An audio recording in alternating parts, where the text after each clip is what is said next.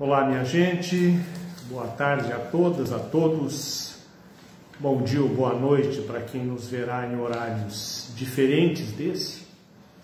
Como nós fazemos todas as quartas-feiras, nós estamos iniciando hoje, 16 de fevereiro, às 18 horas, já um pouquinho passado do horário, a nossa conversa semanal a respeito dos temas mais relevantes da nossa realidade. Antes de iniciar a nossa pauta aqui, eu quero pedir a vocês o que nós fazemos toda semana, a ajuda para divulgar essas ideias, para trazer contribuições, né?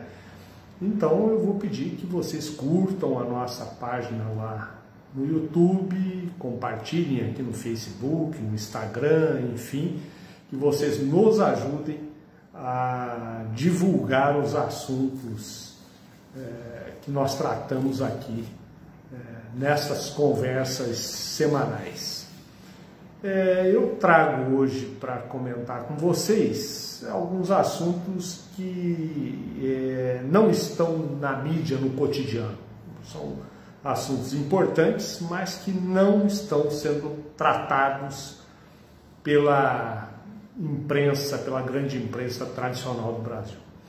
Primeiro vamos falar da Covid, né? Hoje eu tenho um artigo muito interessante, um trabalho, uma reportagem, na verdade, bastante interessante, publicada na BBC News do Brasil, né? Que é um órgão de imprensa da imprensa pública do Reino Unido, que tem uma sucursal no Brasil. Eles fazem uma reportagem interessante mostrando as sequelas, né, das pessoas que têm Covid e que permanecem com sintomatologia durante um bom tempo. Então eles tratam, neste caso aqui específico, eles falam das dificuldades que essas pessoas têm, como perda de memória, cansaço crônico, redução da produtividade, doenças neurológicas, dores musculares, enfim, e que eles trazem a opinião de vários especialistas. É muito interessante essa abordagem, porque no Brasil nós estamos hoje, né, e até agora, nós temos ficado com as atenções muito voltadas para a questão da forma grave da doença, não é? Daqueles pacientes que infelizmente vão para a UTI, vão a óbito, ficam com sequelas importantes. Mas esse universo de milhões de pessoas que foram infectadas e que ficam carregando durante algum tempo, nós não sabemos quanto tempo, algum tipo de distúrbio ainda relacionado à doença, não tem estudos ainda. Então, é um alerta realmente, né? Embora hoje a gente tenha a doença em situação de estabilidade e até de queda, né? O número de casos e o número de óbitos no Brasil ainda é muito alto, né? E aí começam a surgir agora esses estudos. Então, de forma que a conclusão que eles chegam lá na reportagem, e que é a nossa também, é que não é hora de realmente negligenciar a gravidade da situação, né? O ideal é manter as medidas de distanciamento social, uso de máscaras, e, sobretudo, manter a vacinação contra a Covid-19 em dia. Aquelas pessoas que estão nos grupos para serem vacinadas, é importante completar todo o ciclo de vacinação, com as 3 doses. Este é o recomendado, né? Aquelas vacinas, obviamente, que precisam de 3 doses. E a perspectiva que nós temos é que nos próximos meses, né, nós tenhamos uma passagem da situação de epidemia para endemia e as vacinações se sucedam até que a epidemia, a presença da doença esteja mais controlada, né? Então esse aspecto eu recomendo, está lá no site, vocês podem consultar, BBC News Brasil, é muito interessante a matéria que está lá hoje. O outro assunto e esse assunto eu trouxe hoje a propósito de que aqui em Ourinhos haverá amanhã, com pouca divulgação, é verdade, o primeiro encontro de secretários de Meio Ambiente e Agricultura dos municípios que pertencem à bacia do Rio Pardo, a bacia hidrográfica do Rio Pardo. Só o acontecimento em si já é um avanço, porque nós sabemos que as soluções ambientais, muitas vezes, elas não dependem apenas de um município, né? Por exemplo, no caso do Rio Pardo, nós temos uma série de municípios ao longo do rio, né, da bacia do Rio Pardo, que precisam trabalhar em conjunto. Então, a propósito disso, eu resolvi trazer aqui hoje um assunto, né, alguns assuntos do meio ambiente, sobretudo relacionados com a questão ambiental e sobretudo com a água, que é uma coisa que fica negligenciada. Você não vê isso no noticiário da grande imprensa, rarissimamente isso aparece, né? E é uma questão que envolve e afeta a vida de todos nós no cotidiano, né? Inclusive afeta a saúde das pessoas. Eu trouxe aqui então um dado, ou dados, de uma reportagem que saiu no site GGN, do Luiz Nassif, que eu compartilhei na nossa página aqui, na minha página, que fala da situação, né, dos venenos, dos defensivos agrícolas, no que se refere à saúde das pessoas. É uma matéria que não é extensa, é muito interessante ler, porque ela traz esse assunto num site de notícias importante, que não faz parte da grande imprensa, mas que traz isso com dados reais buscados na Fiocruz, né? Aliás, eu recomendo que vocês entrem lá no site da Fiocruz, muita coisa do que eu vou comentar aqui está lá, né? Que é um órgão insuspeito.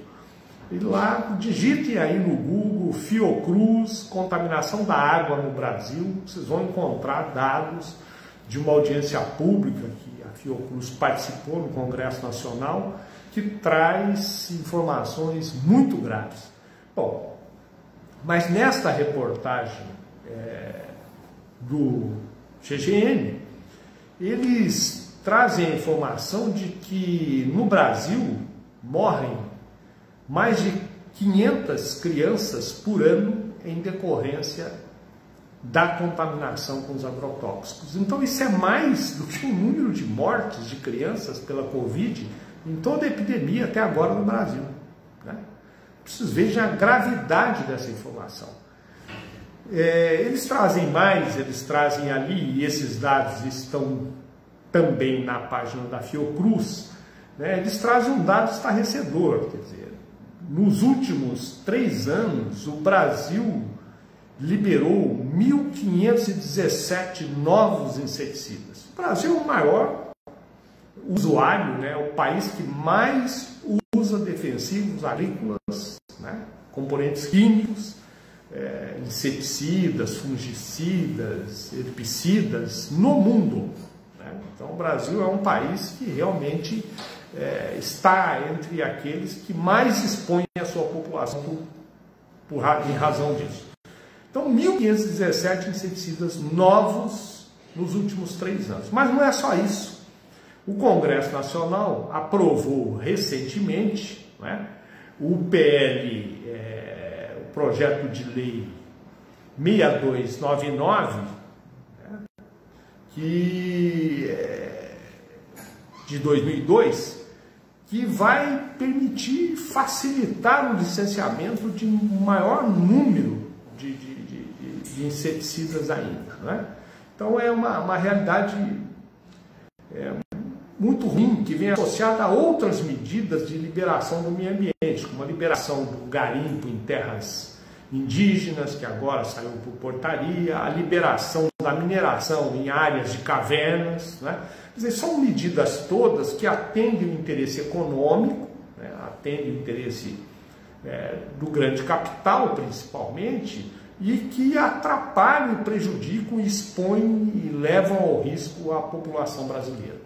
Muito bem, lá na Fiocruz, nesse artigo é mencionado também que no Brasil nós temos 1 em cada 4 municípios do país, quer dizer, 25% dos municípios do país, tem contaminação por venenos, por agrotóxicos na água potável do município. Na água potável. Então a nossa água está contaminada. São 27 tipos de venenos diferentes encontrados na água de 1/4 da população brasileira. Eu anotei aqui os estados onde tem maior número de contaminação.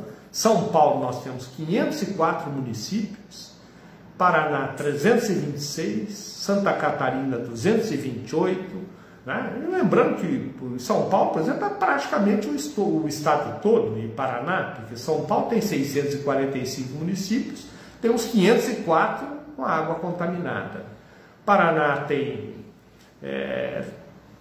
perto de 399, 400 municípios e tem 326 contaminados. Então, é um índice de contaminação muito grande por defensivos agrícolas, especialmente aqui o mais usado no Brasil é o glifosato, né?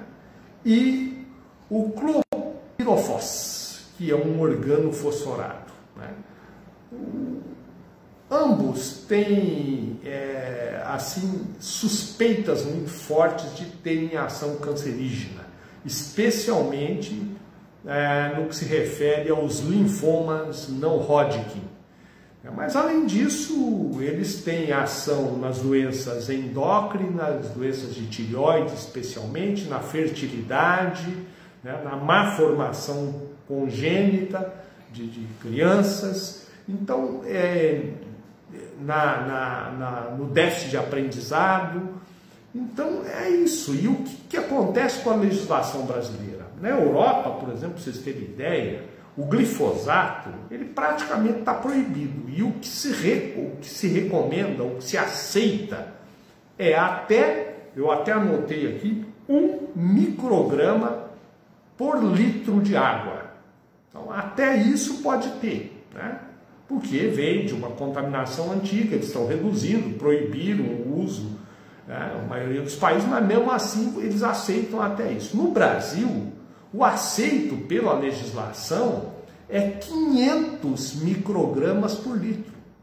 Então, quando nós dizemos que está contaminado, é porque a concentração é maior que 500 microgramas por litro de água, o que já é 5.000 vezes superior àquilo que se aceita na Europa. Então vejam a gravidade da situação de uma substância que põe em risco a saúde e a vida das pessoas. E isso não é discutido. O Congresso Nacional vota uma lei para facilitar ainda mais. Por quê? Porque a maioria do Congresso Nacional atende aos interesses econômicos de grupos muito específicos, né, dentro do Congresso. E o governo, o executivo, na maioria dos estados e o governo federal e dos municípios, também, de certa forma, fica atrelado a esses interesses econômicos. De tal forma que existem isenções fiscais muito importantes, aqui no estado de São Paulo, por exemplo, para os agrotóxicos, o que é um absurdo, né? Você incentiva. E o Brasil poderia, né, criar a partir daí, e nós precisamos retomar, melhorar a distribuição da riqueza, gerar empregos e tal, mas nós poderíamos fazer isso com uma economia verde, investindo fortemente, por exemplo, no controle biológico de pragas, né? Nós temos a Embrapa, que se receber recursos e for adequadamente financiada e orientada, ela pode possibilitar, com a tecnologia do controle biológico, a redução muito grande do uso desses agrotóxicos, preservando a saúde e preservando a vida das pessoas. Além disso, a recuperação de mananciais, a recuperação de mata ciliar, a recuperação de nascentes, o reflorestamento, Tudo isso poderia gerar empregos limpos, empregos bons, gerar riqueza para o país, um país que tem terra, tem diversidade e tem mão de obra, né? Nós temos gente parada, nós temos uma ociosidade enorme, nós temos aí 14 milhões de pessoas desempregadas, mais um tanto de subempregados. Então, temos os recursos para fazer isso. O problema é a decisão política. Daí a importância, nós estamos entrando num ano eleitoral, onde as pessoas ficam muito concentradas na questão pessoal, né? E na questão do executivo, e esquecem o Congresso Nacional, e esquecem as ideias, os programas, saber o que cada um defende. Então, por exemplo, seria muito recomendável que cada um de nós, na nossa região, no nosso município, descobrisse como é que o nosso deputado federal votou a Lei 6299/2002. Se ele votou a favor dos venenos, né? Isso dá para ver lá no site do Congresso, procurar na internet, e ver se ele votou a favor. Será que ele merece ser reconduzido à Câmara dos Deputados? Esse projeto agora vai para o Senado. Tomara que o Senado modifique, né? E traga de volta a Anvisa e o Ministério do Meio Ambiente para ajudar, pelo menos, a minimizar a liberação desses venenos. Porque do jeito que o projeto coloca, vai ficar tudo na mão do Ministério da Agricultura. Então, essa era uma discussão, um assunto que eu queria trazer para vocês, né? Para reflexão, porque nós precisamos começar a divulgar as boas informações, enfrentar as informações falsas, tratar dos assuntos que realmente importam, para formar juízo e participar da vida da nossa comunidade. Então amanhã tem esse encontro, eu espero que seja um encontro frutífero, pretendo ir, né, na medida da disponibilidade de tempo, quero participar, até para me inteirar daquilo que os municípios estão eventualmente pensando a respeito da preservação do nosso Rio Pardo, que abastece várias cidades da nossa região, inclusive Ourinhos, né? Mas a situação não é muito diferente em outras cidades, se vocês pesquisarem.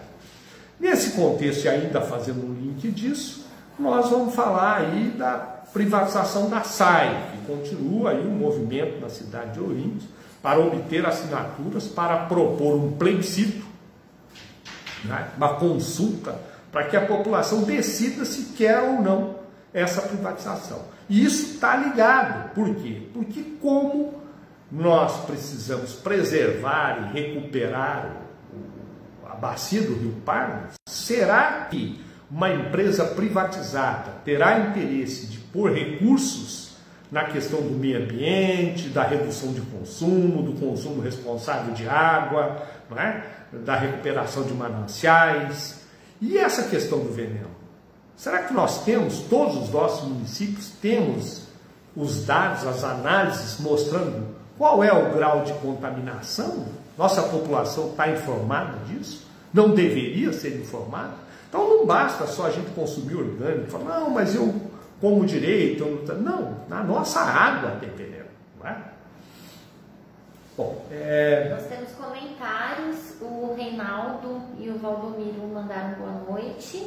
Boa noite a todos que estão nos vendo aqui, né? O Antônio de Pádua comentou: o agro é tóxico, o quarto país no mundo em uso de agrotóxicos. O câncer generalizado, o autismo, entre outras patologias, estão sendo atribuídos aos agrotóxicos utilizados no país. Exatamente. Então é aquilo que nós comentamos, né?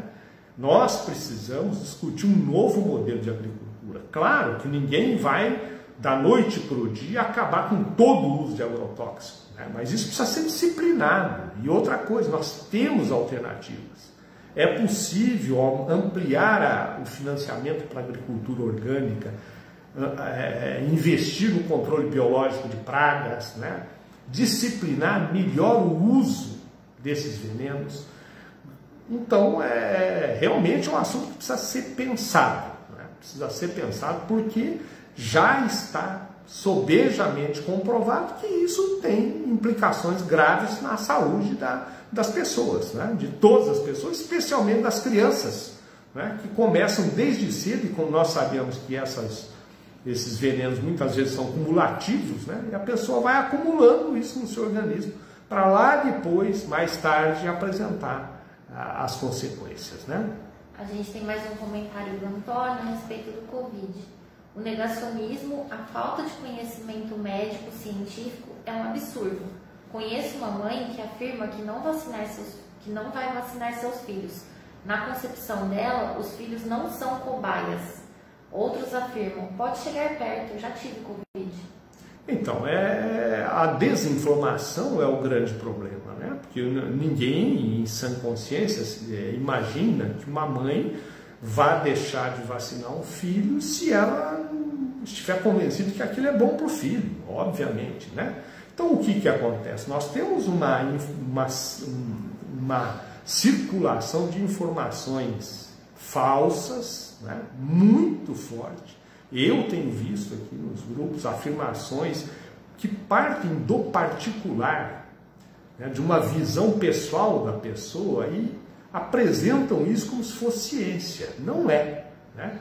Ciência é uma coisa, para você apresentar alguma coisa como cientificamente comprovada, você precisa fazer um trabalho em condições controladas, registrar isso nos órgãos, submeter isso à crítica da comunidade científica, né? Então você precisa estudar. Se você vai dizer que vacina faz mal, então você tem que ter um trabalho mostrando que você estudou um grupo, que, né, esses dados têm que estar. Não basta uma pessoa chegar, como eu vi num vídeo, me mandaram, inclusive mandado por gente que não deveria, né?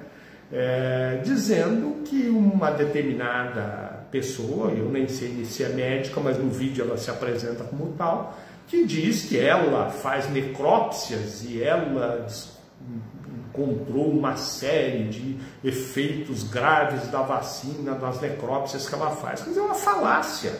Por quê? Porque nós sabemos que no Brasil as necrópsias são feitas quase que exclusivamente nos casos de morte violenta, morte por causa indeterminada, né? Nos casos que tem implicação legal. Então, mesmo que seja verdade, que ela viu algum efeito, como é que ela prova que isso é da vacina? Que trabalhos ela tem? Mas isso circula, né? Eu recebi aqui, está no WhatsApp. Tá?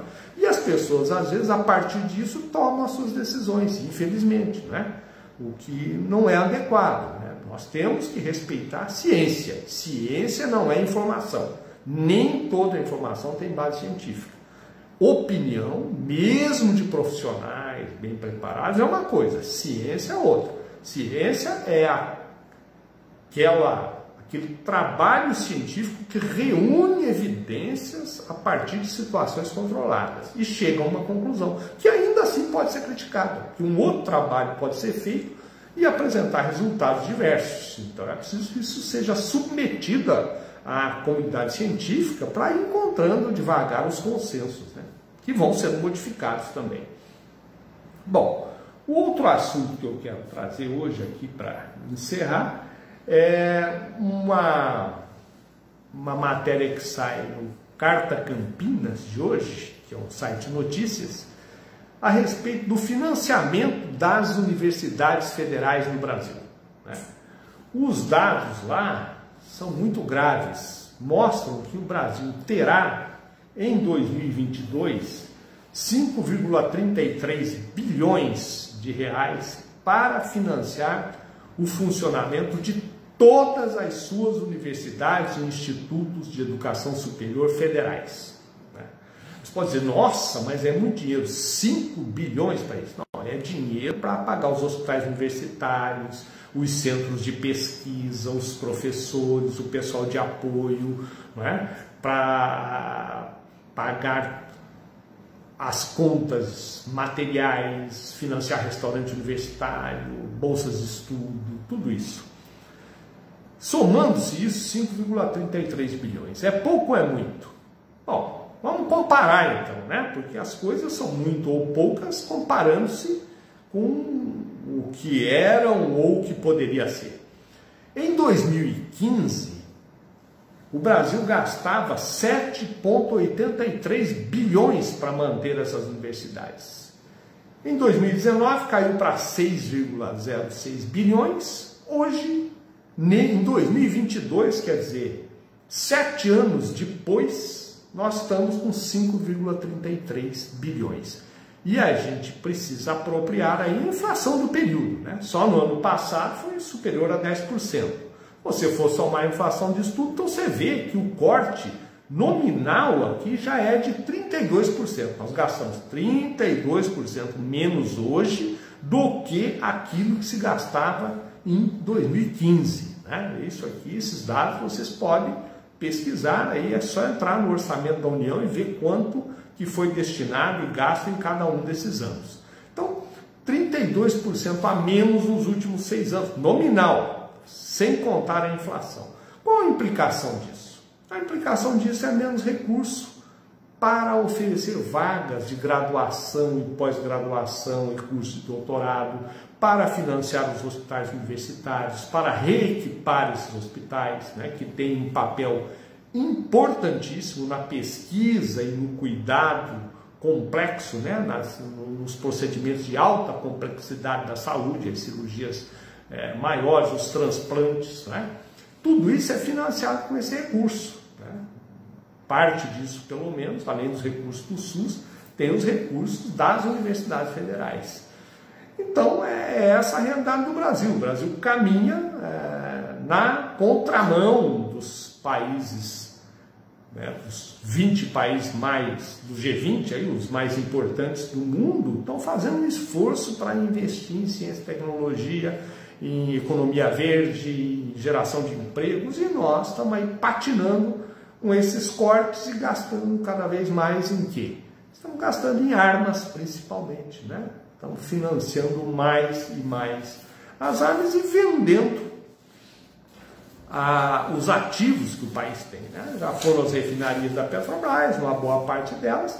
Agora parece que a bola da vez é a Eletrobras, que é a companhia energética, né? A companhia brasileira que cuida das usinas hidrelétricas e, mais do que isso, cuida da administração do fluxo das águas nos rios brasileiros, os principais rios onde nós temos hidrelétricas. Eles estão querendo vender isso, mesmo com uma denúncia grave de um dos ministros do Tribunal de Contas da União, né? Veja que é do Tribunal de Contas da União, não é ninguém da oposição, que afirmou que o preço que foi calculado para a Eletrobras está subdimensionado, quer dizer, estão pondo à venda a empresa pela metade do que ela vale. Essa denúncia é do Tribunal de Contas da União.